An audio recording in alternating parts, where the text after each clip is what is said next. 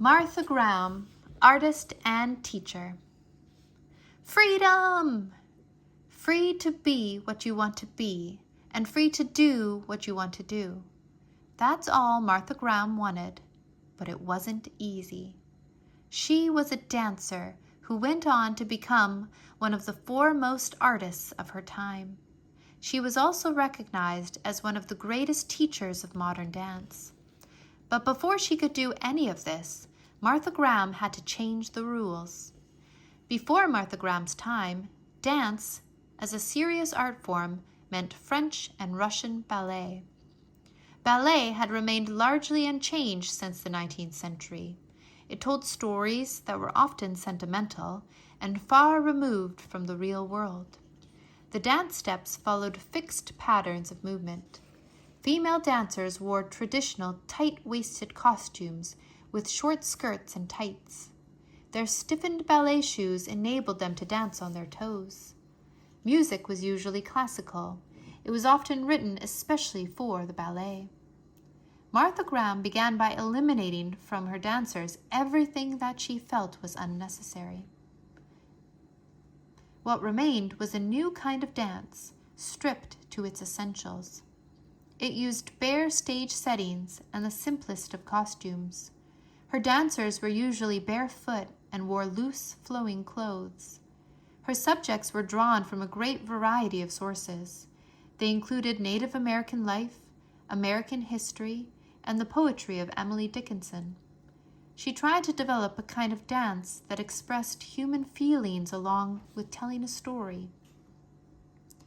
Martha Graham's lifelong interest in dance began in 1912. At the age of 17, she saw Ruth St. Denis perform in San Francisco as part of her American tour. St. Denis was heavily influenced by Japanese, Indian, and Spanish dances. Graham was entranced by what she saw. She began taking dancing lessons. When she was 22, she successfully auditioned for the Denis Shawn Dance Company. The company was run by Ruth St. Denis and her husband, Ted Shawn. Graham stayed with the company for 7 years. She became one of its leading dancers. In 1924, Martha Graham decided to forsake the life of a performer for a while. She concentrated on teaching and developing her own style of dancing, and 2 years later, she returned to the New York stage, bringing with her a trio of female dancers who had been her best students. With these 3 dancers, she formed the Martha Graham Dance Company, and over the next few years, the company grew much larger. She preferred women dancers. Not until 1938 did she engage male dancers to appear on stage with her.